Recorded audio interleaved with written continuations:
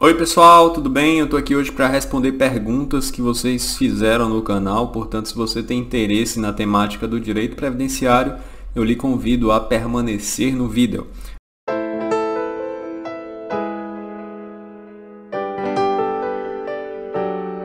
Gente, antes de qualquer coisa, eu me chamo Adelmo Dias Ribeiro, sou advogado. Gostaria de pedir nesse momento para você que está chegando no canal agora, para que se inscreva nele, tá? Para que faça um comentário no vídeo, eu conto a sua história. Os comentários são extremamente importantes para que eu possa ter novas referências para fazer novos vídeos, tá? Eu estou em mais um vídeo daqueles que eu respondo a perguntas que vocês fizeram, tá? Suas perguntas motivam a elaboração de novos vídeos, então sem mais delongas, vamos começar a respondê-las, tá? A primeira pergunta que eu gostaria de responder diz respeito a um significado de uma sigla previdenciária, né, que é a data de início da incapacidade, DII. Tá? Quando você faz uma ação, né, quando você participa de um processo previdenciário de auxílio-doença, de aposentadoria por invalidez, como eu já destaquei aqui no canal, você geralmente será submetido à análise de um perito judicial. Né? Você vai fazer a perícia judicial. E o perito vai definir se você tem incapacidade, se você não tem a incapacidade, e também irá definir a data de início da incapacidade. Tá? Ou seja, a partir de que momento surgiu a sua incapacidade. Né? Isso é extremamente importante, porque a partir dessa definição você vai saber a partir de quando é devido o seu benefício. Então, assim, DII significa data de início da incapacidade. Tá? Se você vai num perito, ele fala, olha, sua incapacidade começou no mês passado, você vai ter direito a um mês de benefício porque a sua incapacidade começou naquele mês. Tá? E aqui uma questão interessante que vem acontecendo na Justiça Federal, eu considero uma profunda injustiça. E o que é que vem acontecendo? Os peritos vêm estabelecendo a data de início de incapacidade, a DII, como a data de realização da própria perícia. Né? Isso é uma injustiça absurda, porque geralmente o processo leva alguns meses até que a perícia seja realizada e nós, advogados, pedimos o pagamento dos retroativos desde o requerimento administrativo. Tá? Então, assim, caso você tenha um processo por incapacidade, busque se informar sobre qual foi a data de início da incapacidade fixada no laudo pericial. Se o laudo pericial fixou a data na data da própria realização da perícia, há necessidade de uma complementação da perícia para que o perito esclareça esse ponto, porque é inadmissível e mesmo irrazoável, né, que você, por exemplo, que tem uma depressão, que tem uma doença grave, né, que aquela doença surgiu no dia da perícia, isso é inadmissível, inimaginável, assim, algo que a gente não pode aceitar no processo judicial.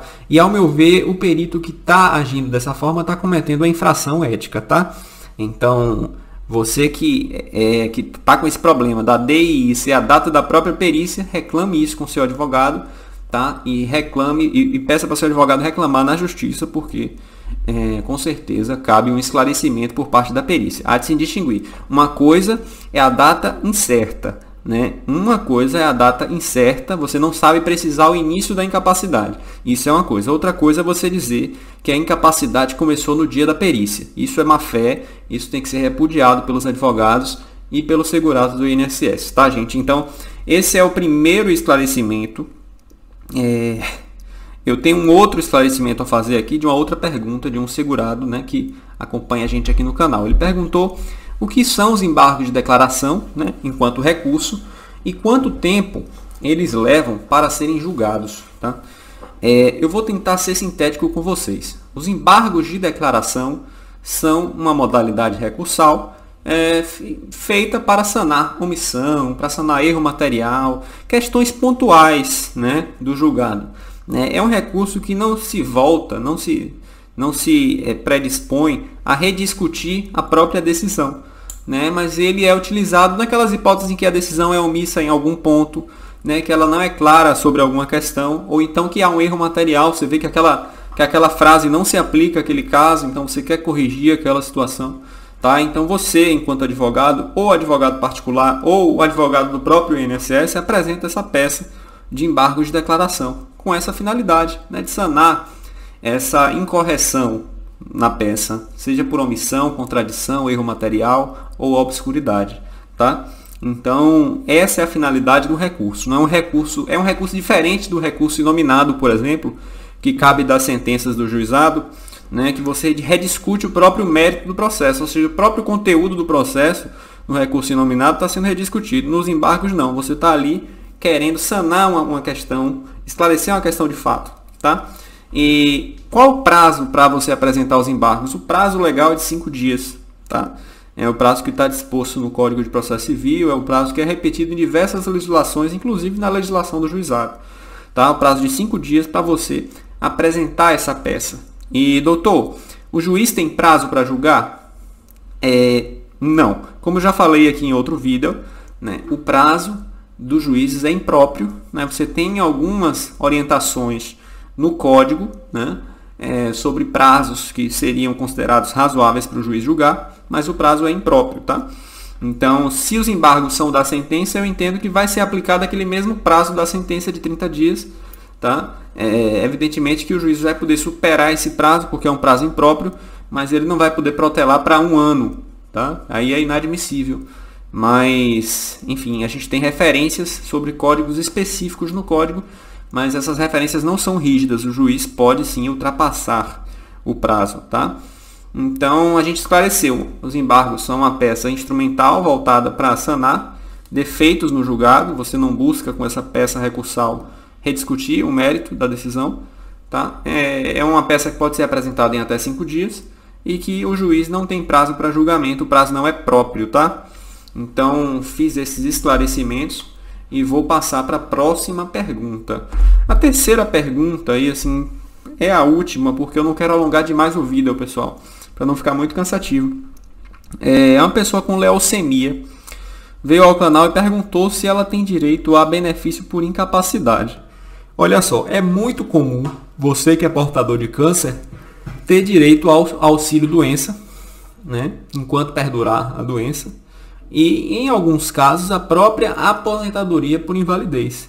Então você que fez essa pergunta, né, eu recomendo que faça uma perícia no INSS, né, para avaliar a sua incapacidade, apresentando os laudos da doença, tudo direitinho, tá? E em um segundo momento, caso o INSS negue o seu benefício, eu recomendo que você busque o Poder Judiciário, tá?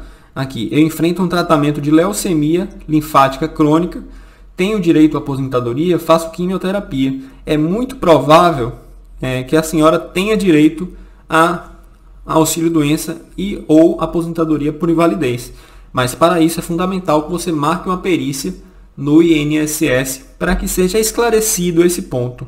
Tá? Acho que dá para fazer mais uma resposta à pergunta aqui. A Irene perguntou: bom dia, doutor. Meu esposo está na justiça há 1 ano e 4 meses pelo LOAS, está esperando o assistente social vir na minha residência e até hoje não veio. Eu acompanho o processo. Como fica essa questão do processo? Quando está o tempo da assistente social vir? Porque eu fico sem poder sair de casa.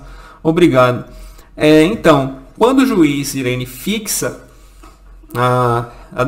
quando ele designa a assistência social, a presença da assistência social em sua residência, ele estabelece um prazo para ser cumprido a incumbência, né? Geralmente de 30 dias.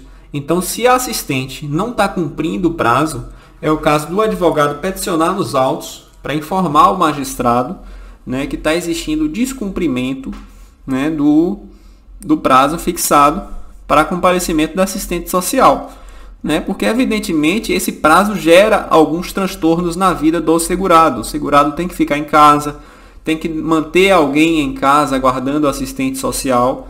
Tá? Então, você, enquanto beneficiário, enquanto segurado do INSS, segurado não, perdoe, não, a palavra correta não é essa. Você que está pedindo o benefício de prestação continuada, você tem que reclamar com o seu advogado para que ele informe nos autos que a perita está descumprindo o prazo, tá designado para comparecimento em sede domiciliar. Gente, por hoje é só, tá? Vídeo alcançando 10 minutos, o tempo ideal, não ultrapassa muito isso. Se você não se inscreveu no canal, eu repito o mantra, se inscreva, que a gente vai estar trazendo conteúdo novo aqui com frequência. Tá? Fiquem com Deus, tchau, tchau.